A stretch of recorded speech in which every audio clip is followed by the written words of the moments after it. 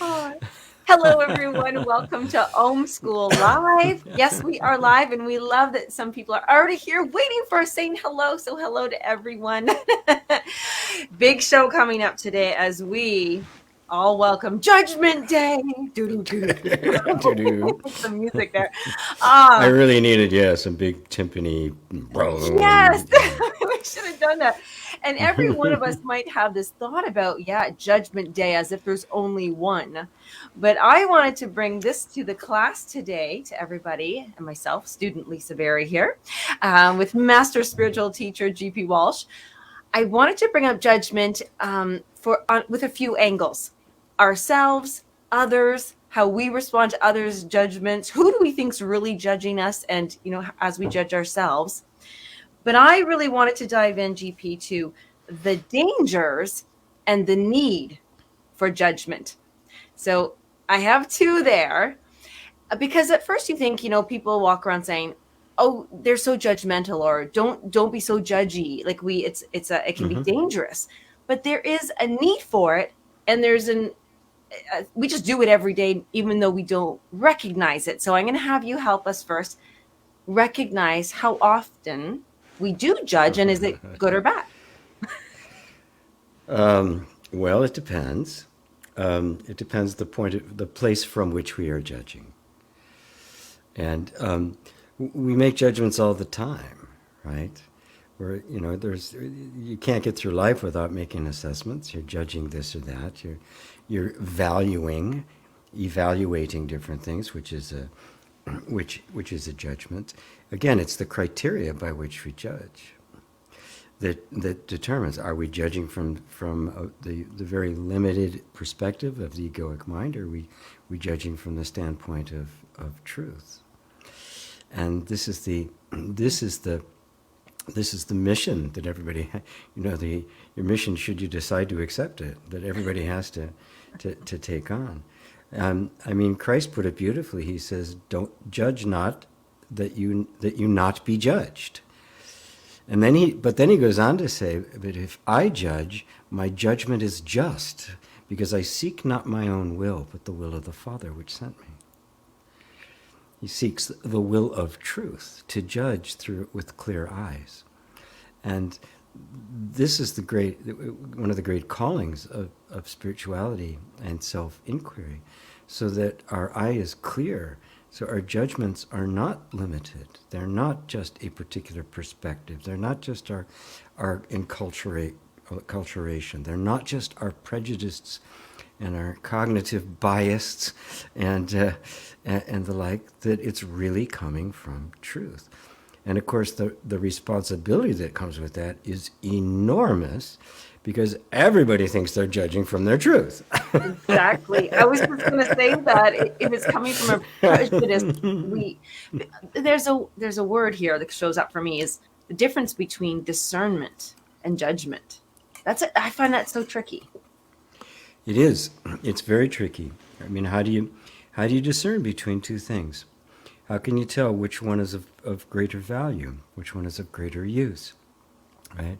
It is not the kind of, and forever, well, not forever, but last 12,000 years, since we've gotten sophisticated cultures, we have been trying to do it legalistically.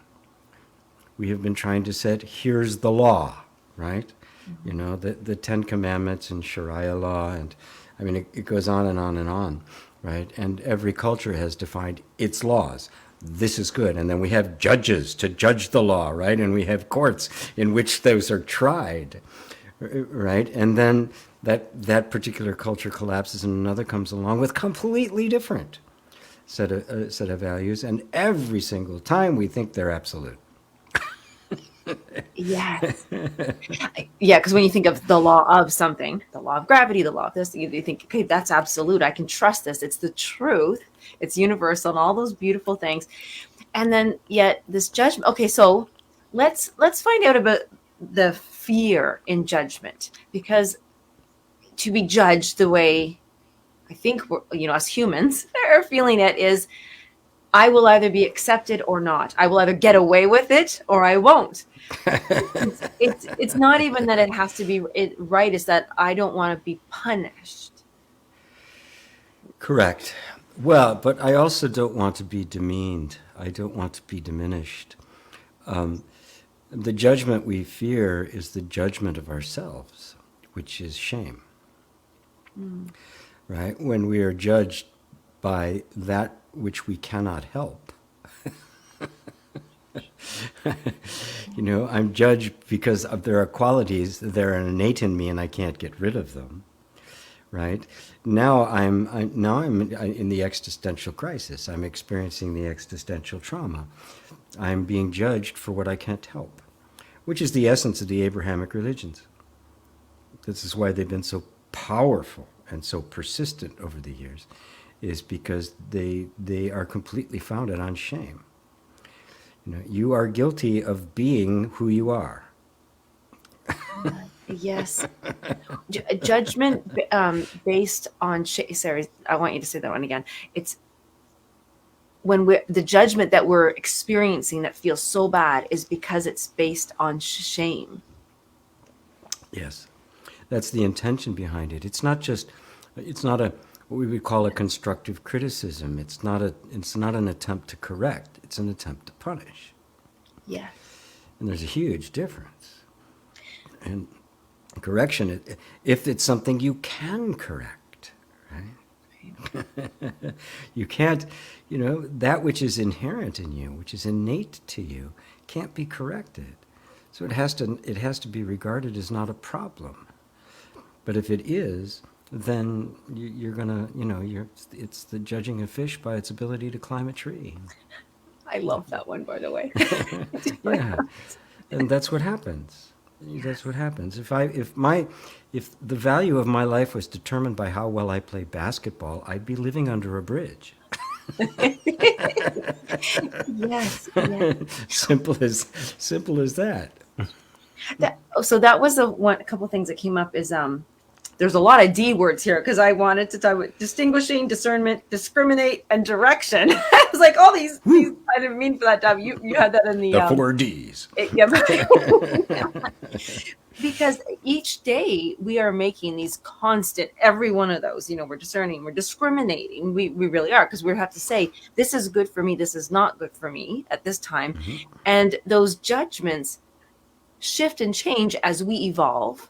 And you talk shift about every day. You're not wearing the same thing you did yesterday. Right. Yes. I'm not either. Right. And so this is where this is the need for judgment. We have to have that judgment. Yes. With self-inquiry, when we find it, do we ask, hey, I'm doing my self-inquiry. Am I coming from a place of love and truth, or am I coming from a place? What would the other place be? Well, self-inquiry is the search for truth. Right. And it's the search for truth inside instead of outside. It's the search for the direct experience of truth rather than conceptual truth. It's to know myself as I actually am. And that's a discernment which distinguishes between that which I am and that which I am not. And that's the inner eye that becomes honed and refined. And that's what has to be cultivated. It is the search for truth. And until there's a sense of truth, all our judgments are questionable. And if we humbly admitted that, we'd have a peaceful world, for crying out loud. We would. Yes, we would. Well, speaking of having a peaceful world, this is a tricky one. So I make a judgment, and then you, GP, you go along and you make a judgment. And then I judge your judgment, or you judge my judgment. And now we've got we have to find peace in a world where everybody is judging our judgments. And peace in that case is impossible. Somebody's just going to have more power and basically dominate the other one. And if you look, that's the way it's been for the last 12,000 years. That's what we've been doing. Yeah. And then when one side wins because they have more firepower, they claim God's on their side. Right. They have that, their ace. That's the ace they show up with. Yeah, that's right. See, God likes me best. I should say get out of jail card. That's what should get some judgment. Yes, yeah, get out of hell card. It's a get out of hell card free. Funny. Yeah. Can we write that down? Yeah. I'm gonna include that in my angel cards. The get out of hell card. That's you get to talk to any angel you want. With that, let's run with that one for a second. So imagine, we'll play here. We've got a get out of hell card. Yeah. We do. We all do have that card. Yep. So what does that card look like? How do we get there to have that card and it be a beautiful from truth card?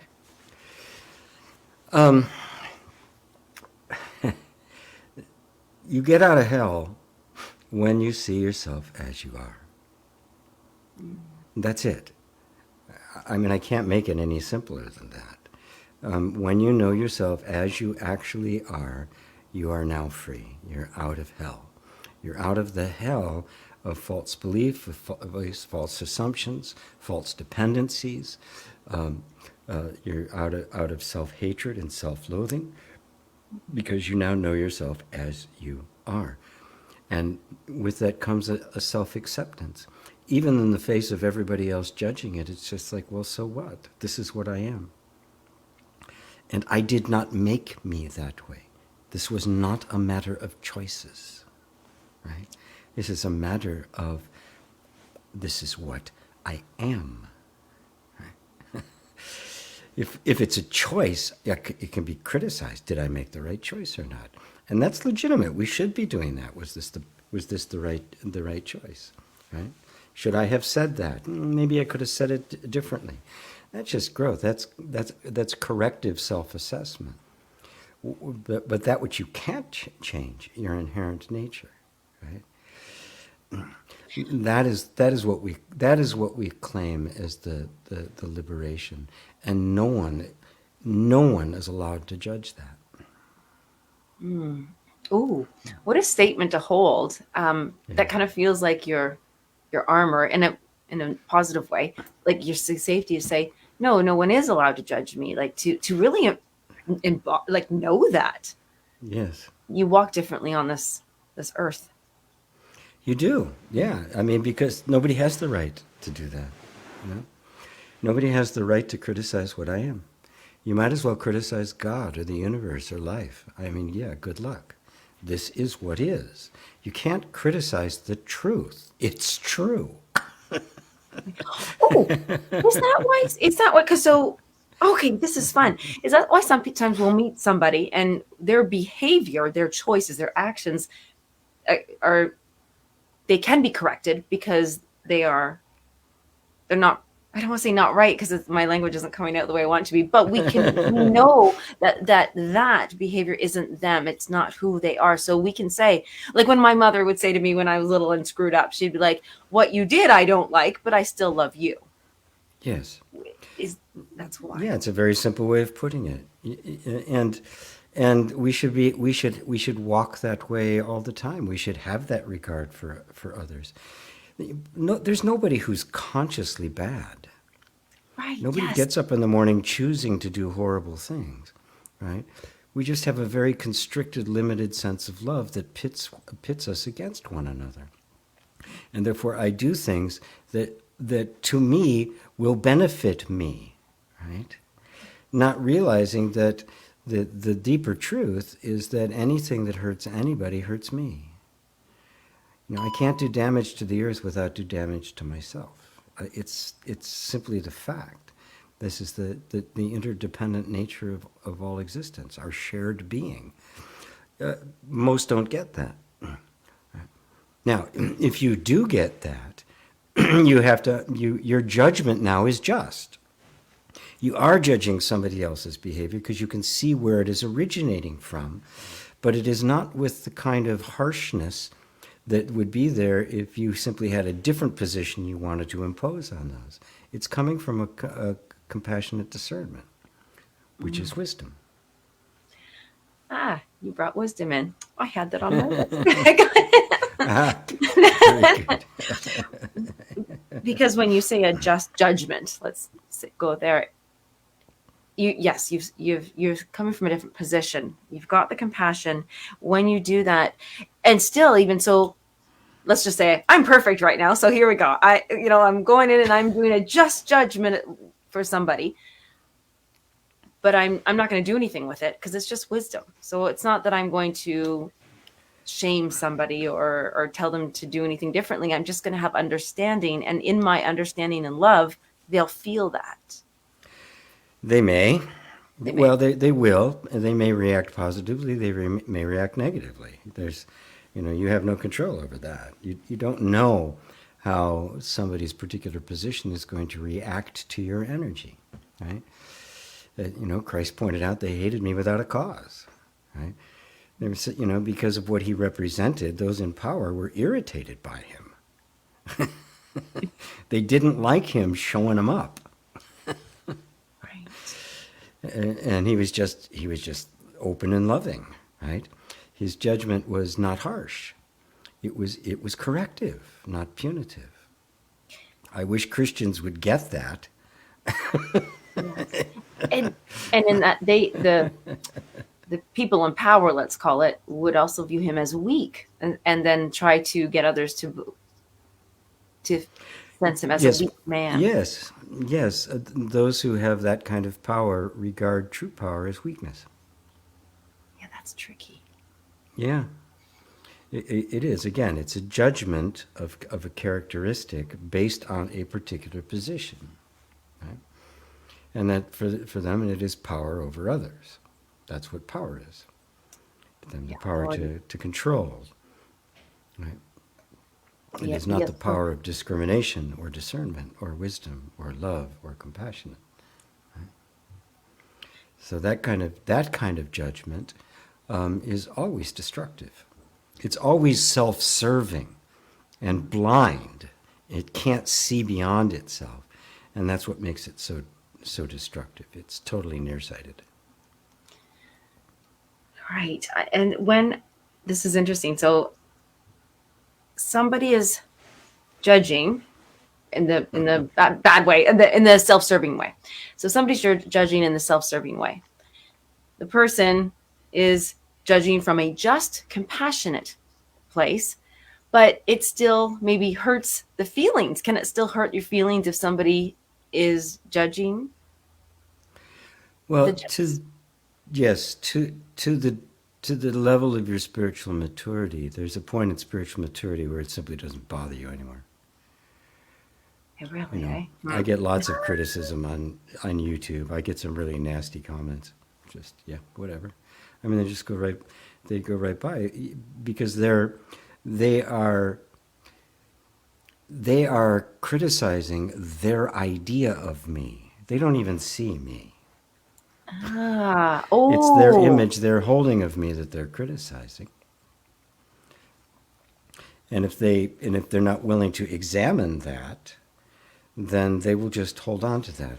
I get some serious criticisms from evangelicals and the like, because of things I say about Christ and Christianity, and they just won't. They just can't see anything beyond it. Right. And as a result, they're very harsh in their judgment. They cannot see what I'm saying, and they have not cultivated the open-heartedness to examine their own beliefs to find out whether they're really true or not, right? So they're not turning that judgment upon themselves, which is the discriminating judgment, which is discernment, which is positive. That's where wisdom comes from. How else are we going to tell the difference? Yeah. I love that you said they are judging their image of you. That is so, first of all, I had a click of help there, because sometimes I people will judge me, and I might get all, what? because it doesn't feel like truth to me. But then I kind of go, wow, well, that's their image of me, and they're judging, and they're allowed to have whatever image they do, right? What am I going to do about it, right? Right. How do we handle, get through, live with? And I'm going to talk about, the judgment, system here. When we have been judged based on their image of us and punished, and now we have to live a life. Maybe we're doing community service, maybe we're in jail, maybe our spouses have left us because they think, maybe our children hate us, believing that we did this horrible thing. How do we live with the punishment and the consequences of somebody else's judgment of the image they hold of us? Woo! Said it. By becoming even more immersed in compassion and love and understanding. What else can you do, right? I mean, if you cannot repair it or bring it to a point that's satisfying to you, you have to let it go, and you have to let go of all the judgment by understanding. If you understand where they're coming from, you can forgive anything. Even if we're in pain and don't feel it's fair. Well, it isn't fair. I mean, it could be a complete hype. It can be a complete distortion. It can even be manipulated, right? I mean, yeah, it's okay. So it's not fair. Now what? That's the big question. That's the big one. It's okay. It isn't fair, and I know it's not fair. And now you have this. You run through all the things like why do I have to live my life like this? Because it's. Yeah. Yes. That's when you let go of all of your ideas of what life is supposed to be like and trust in the wisdom of events. I've told the story of, the middle of the night mopping the floor in a 7-Eleven. My estranged wife at the time had taken my kids 2,000 miles away without me knowing it. Yeah, I was kind of thinking it wasn't fair. Yeah. I was grousing. There's, to put it mildly. But in the middle of that night, I had one of the greatest revelations of my life. It completely changed me. How did you get there? How did that happen? Well, let's see if I can do it without a big preamble. Because I love your stories. Even though I had been, I'd had that experience on the bridge several years earlier.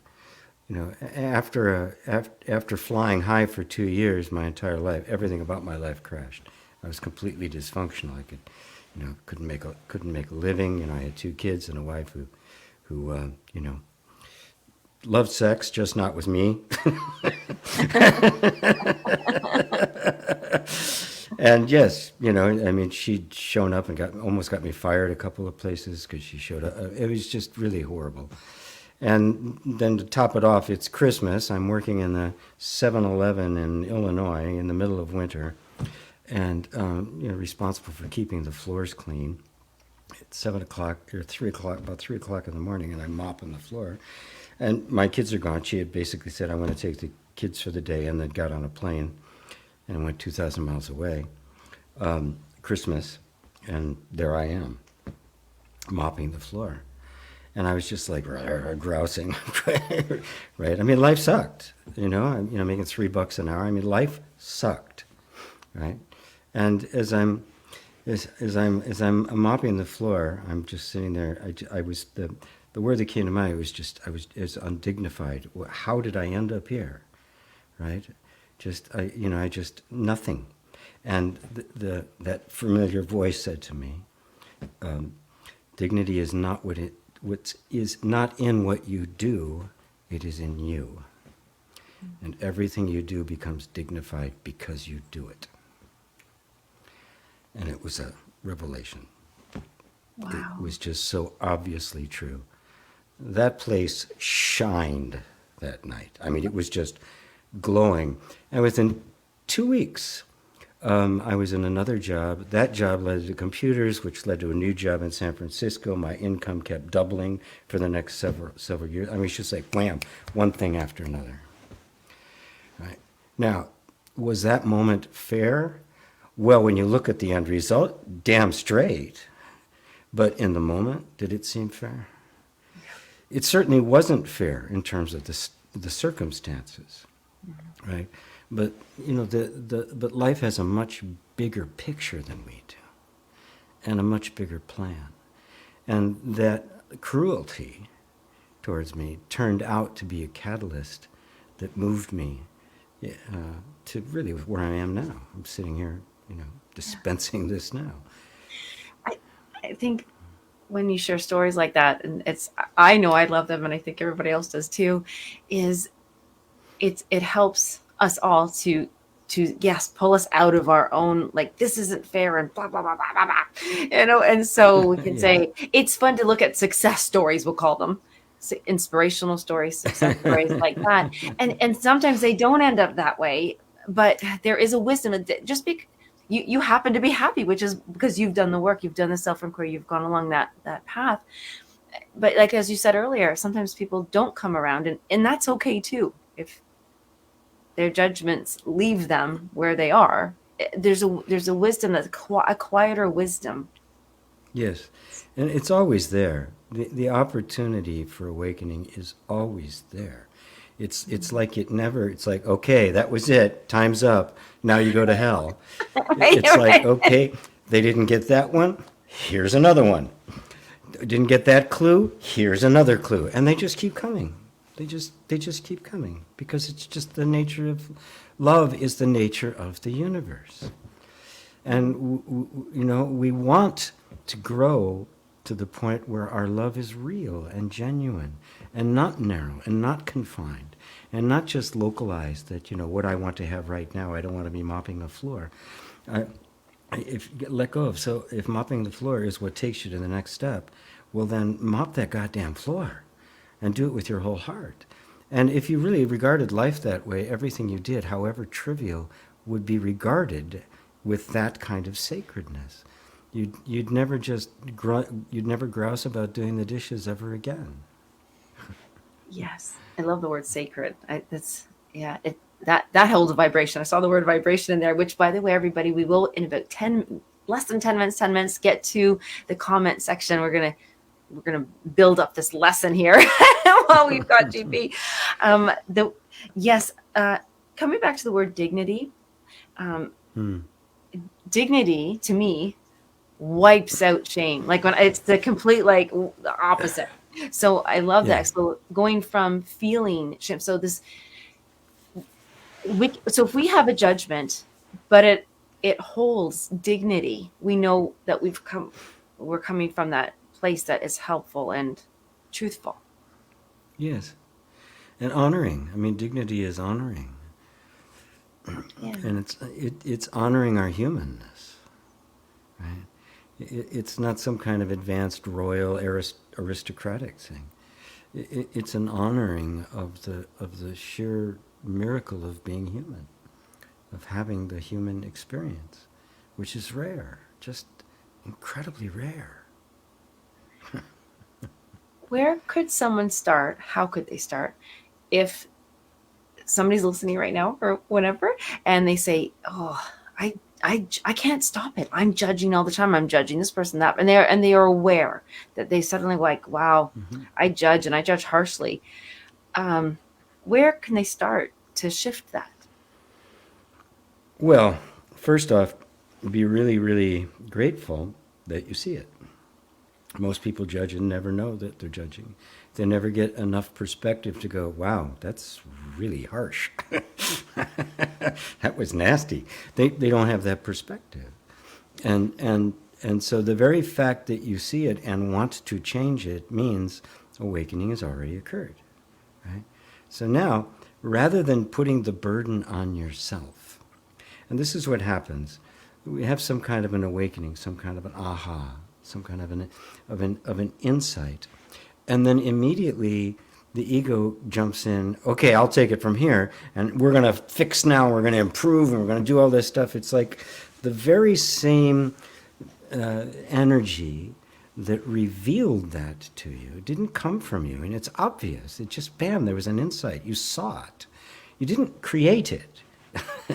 You couldn't have, because you would have had to know it wasn't advanced to create it, right? So it was a spontaneous arising, a cosmic event had just taken place. Now, what do you think would happen if you just kind of just followed it? You think that that energy is just done now? Here, okay, here, kid, see what you can do with it? Or is it, or are you really experiencing something that is an unfoldment, right? And it's something there for you to follow and not try to take ownership of. As Rumi put it, the power that brought me here must bring me home. So we take this burden on ourselves. Okay, I'm going to not be judgmental, which is judgmental. Yes. This is all the paradox of karma. I mean, you can't get out of it. It's flypaper. Ah.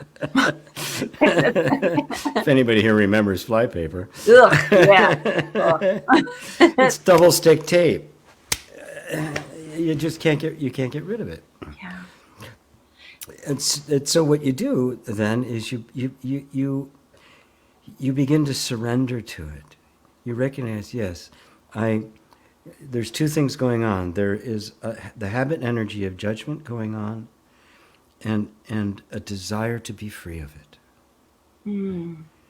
And if you just cherish that desire to be free of it, and deep in your heart seeking the way to do that, rather than jumping on ideas and somebody says, okay, do this or read this book or do this technique. Instead, just let the energy that brought you there bring you home.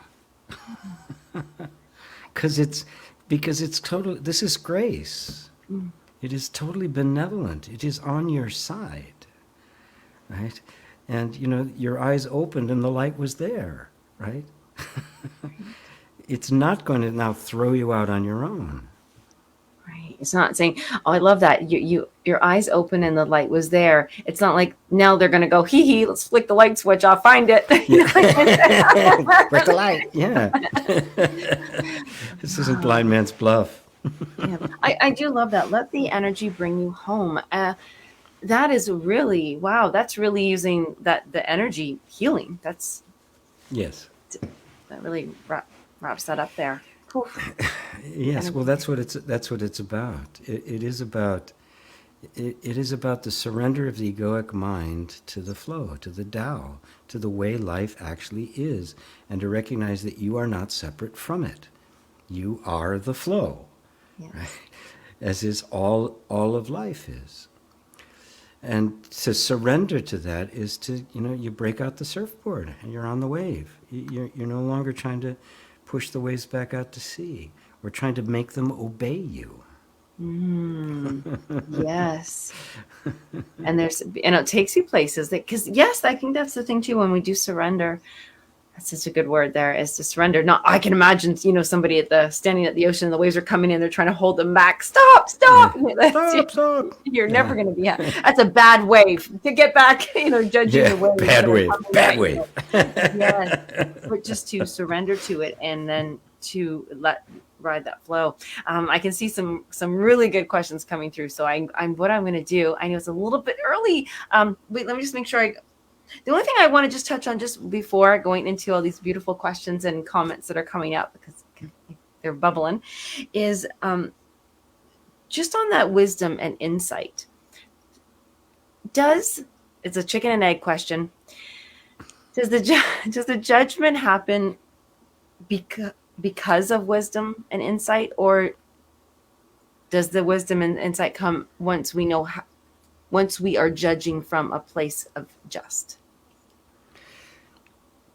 Well, wisdom is true self-knowledge, which then immediately extends out to everything. To know yourself is to know everything. If you know yourself, you know the universe because you are the universe. If you know yourself, you know life because you are life. Once you realize there is no separation, that you are the Tao, then you see the Tao everywhere. And that is the discrimination that can tell the difference, that can evaluate on different levels and distinguish at different levels. different levels of understanding. The higher can always understand the lesser, or the lower. The lower can't understand the higher, which means it falls to the wise one to be the compassionate and patient one. Yes. Because they can see the big picture where the one down below can't. I gotcha. Oh, this is a weird thing to relate it to, but it's like a lot of people want to lose weight to get healthy, but you actually have to get healthy to lose weight. Well, it is. Yes, it is. The one is a symptom of the other, and it is dependent arising. They happen at the same time. It is a continuum. There's no such thing as linear time. Yeah, throw that one in there. Thanks. Yeah, everything is happening simultaneously, and everything is related to everything else. You cannot separate. The mind likes to, and we have that with specialization, and to a certain degree it's useful to look at something in its minute detail. But if you stop there, then you miss the whole picture. That's like, it's like examining the person on their deathbed saying, wow, their wrists are in really good shape. It's like, did you see the wrist on there? Wow. In the meantime, and they're gone. I like that. Yeah, and then they're gone. All parts working together at the same time. And also, too, if we think we're in that fixing mode, right? Okay, I'm going to fix. I'm not going to judge anymore. I'm not going to be a judge, right? Then we stop judging, but we're doing it some other way. We're repressing it. We're just not being honest about whether we are or not. But we're not doing the thing. Right. We're not becoming the thing, or exploring and doing the self-inquiry of why we were judging and where we were coming from to judge. I see. This is an important thing, because the moment you try to repair it from the point of view of being the person, all you'll be doing is a patch job. You will just be replacing one behavior with another, right? It is self-discovery that makes that kind of judgment impossible. You simply don't do it because it's not your nature. It isn't a learned behavior, right? Because learned behaviors will fail, and learned behaviors usually require punishment, right? Yeah. I mean, that's normally the way we get people to change try to get them to change their behaviors. We make them afraid of the consequences. Again, that's religion. That's the Abrahamic religion. Scare them of the consequences, and then they will be obedient, as if obedient is the ideal, which it is of those religions. Obedience is the most important thing. Yes. Not freedom, not actually exercising the very thing we're supposed to have that sets us apart, which is free will. Don't use that. But I'm digressing. Well, you actually, it's funny, and I didn't mean to jump, but when there's a golden tiger just asked this question, I'm going to get to everybody's, but about any tips on opening your heart when you've closed down emotionally. To me, that actually was exactly what you were saying.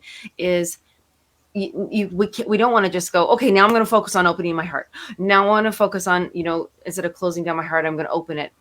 Because that's the person going in and fixing that. It's something that happens as we do. But I'll let you keep going to that. But that's right. Instead, you go, oh, my heart feels closed. And you become curious about it. Why is it closed? If it's closed for a reason. It's defending against something. So if I just say, got to open your heart, it's not going to open, right? Matter of fact, you're going to make it want to close more because you're attacking it. Yeah. If instead you go, wow, I must be afraid of something. I'm defended against something. What is it? And I'd even talk to it. What is it? What are you protecting me from? Why is it that you feel this kind of reservation? Or I might have some ideal as to how I think an open heart should be. Right? Because I've read some New Age book or something, right? And so I think an open heart's going to be like this, and I've got the checklist, and now I'm judging myself because I don't have those qualities. It's like, man, bullshit. Throw it all aside, and what am I actually feeling here, without judgment, right? What's the point? There's no point in judging. It's uncomfortable. I notice that I do judge it. I wish I didn't feel that way. Okay, that's okay. I'm going to let that be there. And I feel that way. Okay. Now I'm just present with everything that's actually here. I'm not trying to pick and choose. I'm really present at that point. That presence is free of judgment, if you noticed. Oh, that's beautiful. I love that. And that's a perfect way of those questions. I think that's where we all kind of need that guidance and help from you, GP, because like, where do I start? What do I ask? What is that? How do I know if I'm doing this and that? So I'm going to go back on Om School Live here. I'm going to go, this is our recess as I scooch over to the comments because I knew there was a bunch of just hellos to everybody. Everybody's so wonderful here. Oh, the iconic mug. We've got somebody commenting here. Your beautiful beverage holder. At some point, we're gonna have branded. You know, yes, we're gonna have branded Om School cups with in the merchandise room. We can all have a drink together. Roland has actually written quite a bit, and I should have backed up there. But as long as we live, we can't help but judge. And I love that. Yes, but we can't help but judge. But where are we coming from in that judgment? That's the as thing. long as we live as a person and therefore with a past, we always see the world through the lens of the past. We can't help but judge. One of my greatest motivations for my path, is the desire to see the world and people without judgment. Only like this can we actually see what is real. Yes, but your first part of that was actually the key to it, because you cannot just cultivate seeing the world without judgment. It becomes like a practice, because you'll judge how well you're doing it. Yes. And it's inevitable. You cannot escape that. Okay, this is the karmic double bind. This is the Chinese finger puzzle. There's no way out, right? except to not struggle. In which case, how do you not live as the person, right?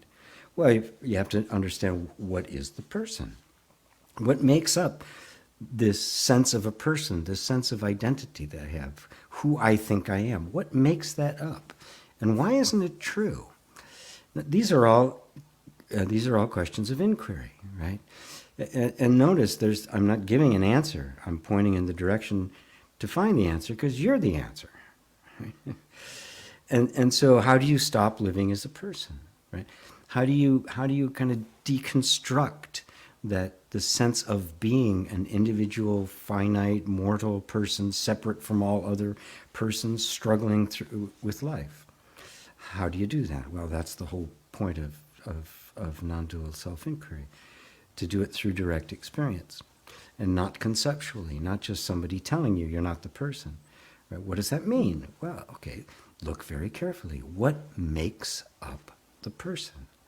It's a set of thoughts, a set of emotions, a set of sensations, its memories, its habits. Now, look at all of those, memories, habits, associations, all of that sort of stuff, is just part of the functioning of the nervous system, right? They're there. They just happen. Now, where's the person in that? Oh, there's no person there. There's just a bunch of functions happening. So the person is simply an idea that has been projected onto the functioning. The functioning's real, and there's nothing wrong with it, right? The person isn't real. The person is the concept. So now put that aside, let all of the rest of the stuff be there, and turn the attention back to the one that's aware of all the stuff. That's not a person. That's not something that's bound up in it. That's not somebody that's stuck with it. It's a completely, you're turning attention completely back to see the one that's doing the seeing. And that one is not the person. In fact, the person doesn't even exist except as a thought. And at that point, you see the habit of judging not as a personal quality that has to be gotten rid of, but just the way the energy system was trained to function. And with it just being trained to function, it's simply a matter of retraining it. But without judgment, because there's nobody there to judge. You that was so beautiful, and that's like not a formula, but that's how it happens. And you reminded me of when people, it's happened to me, other people I've witnessed it happen to, but we're all spiritual people here, right? So that and then somebody else sees you and they say, "Oh, can't believe you did that. You're so spiritual. Look what you just did or said." And then I'm going to speak from experience. I don't think whether I'm spiritual or not. I do a whole bunch of stupid stuff all the time. And, but then I do it and I go, whoops, there it is. I did that. All right. But when somebody else highlights it, the person in me, the image, steps up and goes, oh no. I did a non-spiritual thing and I was caught and now I'm being judged for it.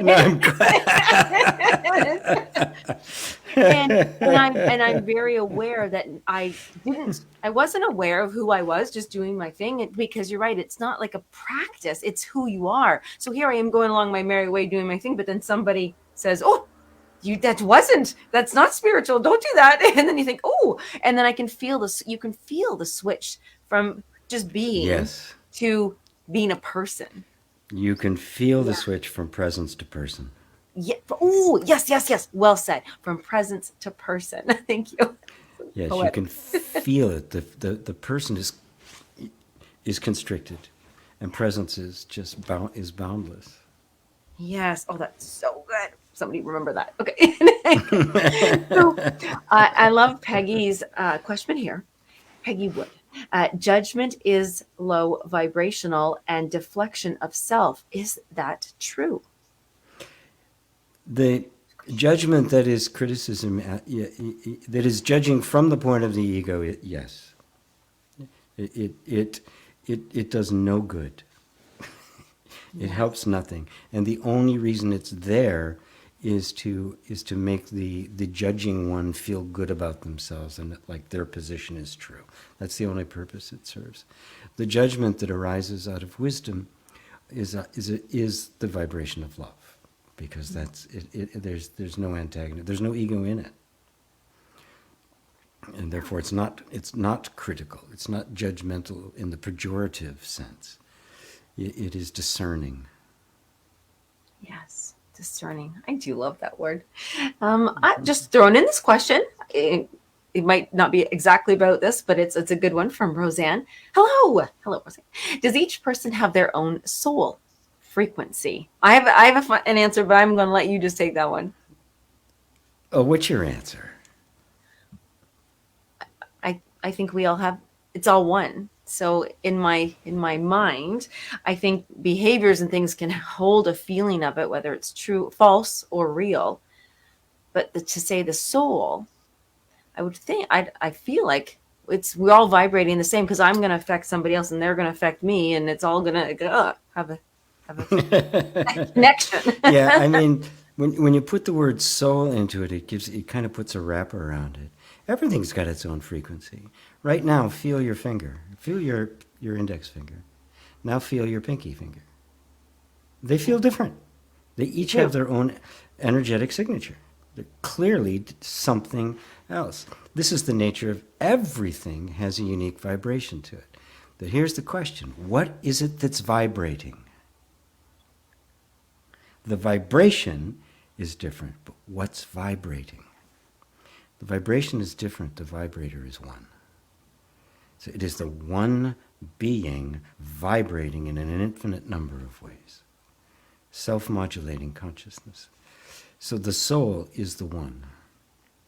So it's not like, there's that you are a different vibration than me. It is not. It does not define an entity. It defines how the one entity is appearing.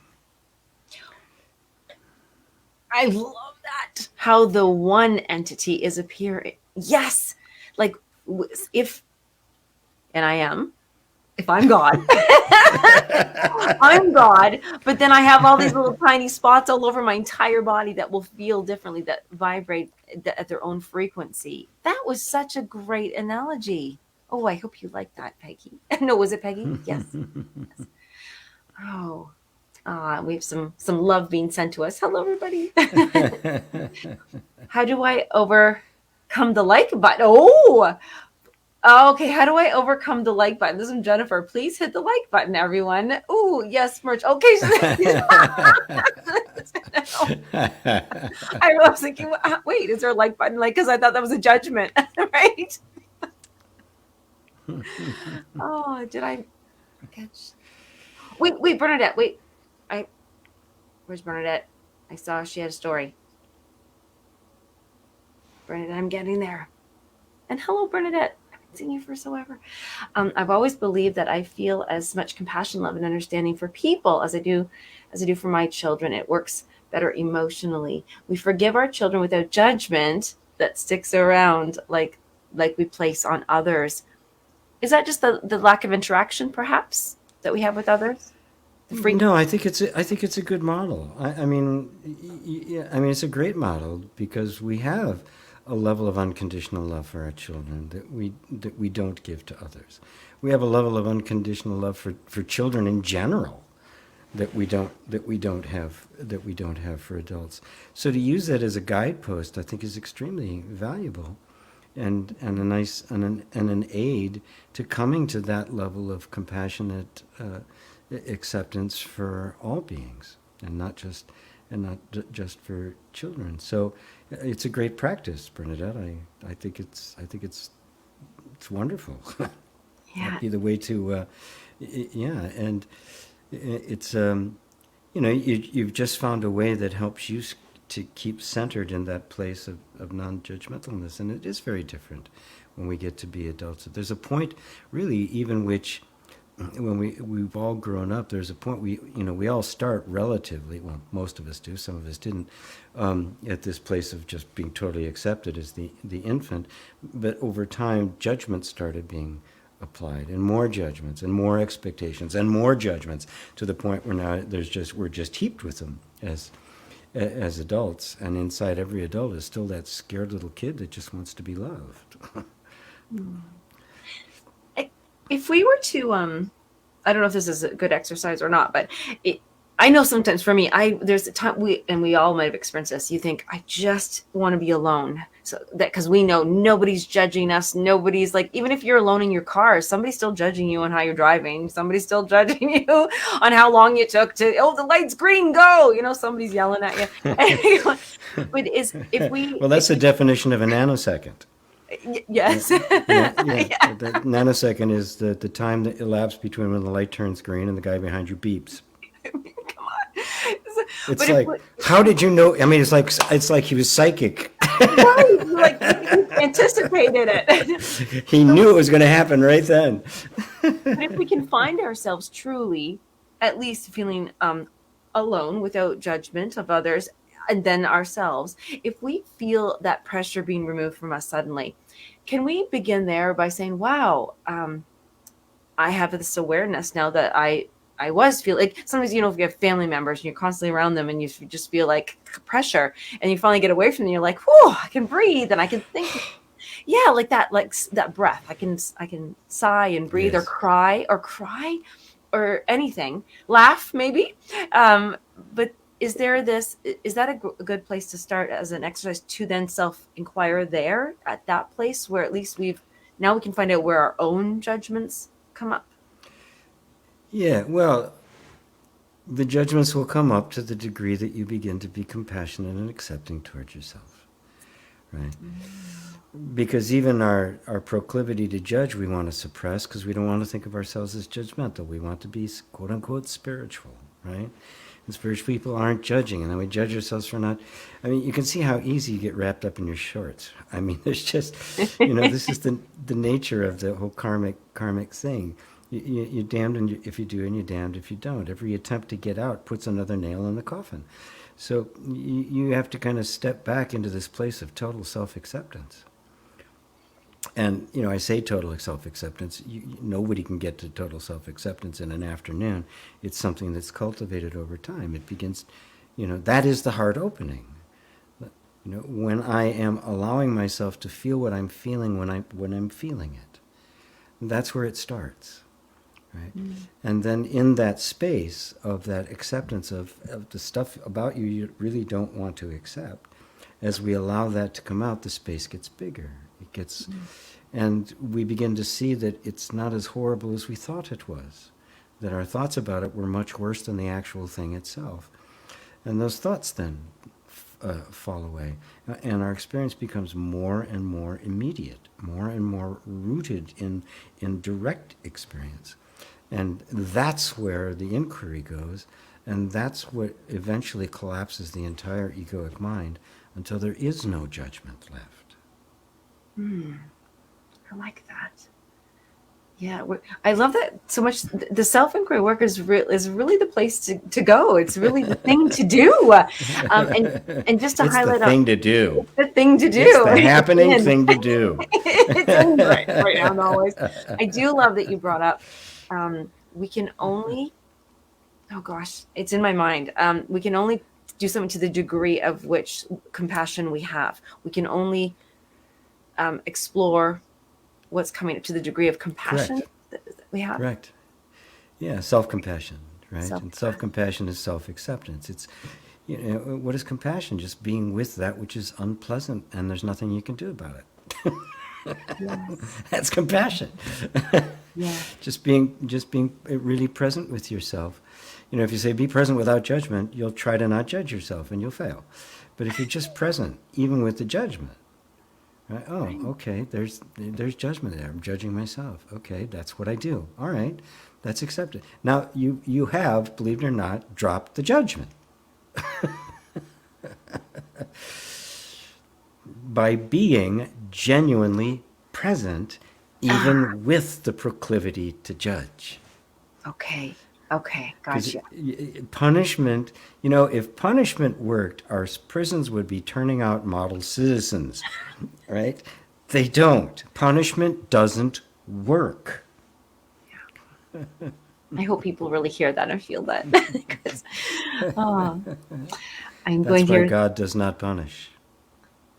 Yes, and that's why it feels The bad. punishing God is a human creation. It's an ego creation. That is the ego projected upon the divine.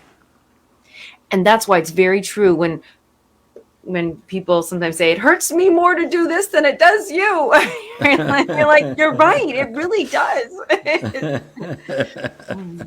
What I find amusing, I just pictures from NASA are getting the mainstream media are very excited. I'm out of the loop on that one. So I apologize, ambient dreams. It's from the Webb telescope, all sorts of new. Oh, okay. The Deep Space Telescope, yeah. Okay. Oh, my things. So much. How do I work? Oh. Kyoshi Magic actually remembered when the woman really aggressively was all over me on one of the satsangs. Oh no! And I mentioned that about one of the criticisms. Yeah. I said it happens. It you know, I get it a lot. People are argumentative. They they don't like what I have to say. And inevitably when I read it, they're coming from a position. You know, it contradicts another teacher that they like, or they just want to disregard it in some way. But you know, they take a position. So you can always tell in somebody who disagrees, but there's an open-heartedness, right? I'm more than happy to engage with people like that. But most it's not the case at all, especially with evangelical Christians. Yeah, there's a lot of story and wrapped up in there and in our identities. When we have a story, when we have a belief, when we're defending against something so harshly, because we really are wrapped up in that identity, and it would be self-destructive to accept what somebody else is saying that's different.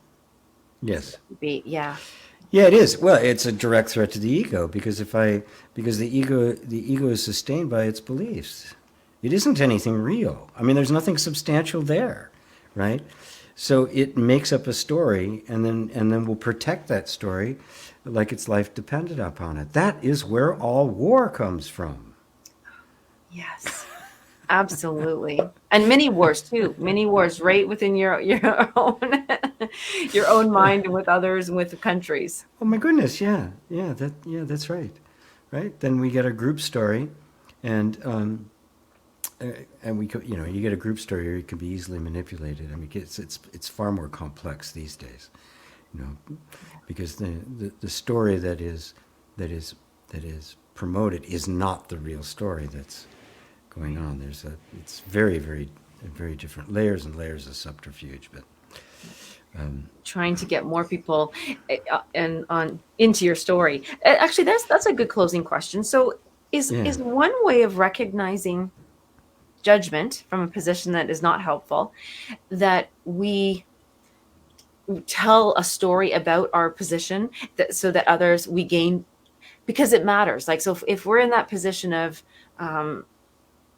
ego story, we want others to validate it, to help keep the story alive. We need to.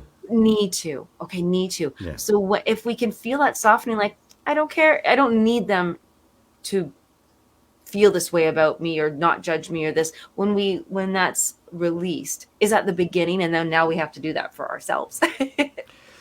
Well, yeah, I mean, they kind of go hand in hand. I mean, if there's a willingness for self-examination, then there'll be it inevitably, has to project, it has to look outwards, right? To see how those tightly held ideas are coloring what's being seen, and they're making you judgmental, and in the worst case, even violent and aggressive. Yeah. Depressed to violence to, yes, it is inevitably a bad path to walk down. Yeah. It leads no place good. Yes. Well, I want to extend an invitation to everyone here, because you know where to find GP clearly here, on the channels. But we would love to have you inside. There is a Facebook group. We're not going to always just leave you in Facebook. We have other fun groups too, but an invitation, if you're not a part of our group, we'd love you to be there. And I should have checked that, but I believe it's GP Walsh Spiritual Teacher. No, that's over on Instagram. It's just facebook.com/GP Walsh. Hey, I don't even know that one. That's Look at that. Yep, that's it. I think it's groups. No, GP Walsh FP is my profile. It's facebook.com/groups/GP Walsh.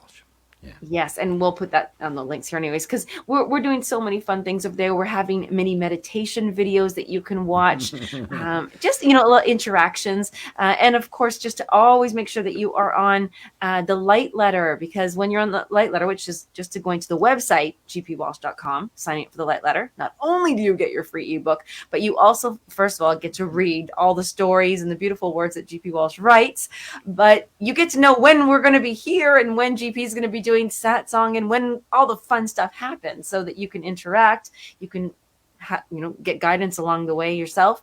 And so those are the two big invites that I have for everybody, as well as a big thank you for being here with us today on Om School Live. Thank you, GP. Thank you, everybody. All right. Thanks, everybody. Okay, we'll see.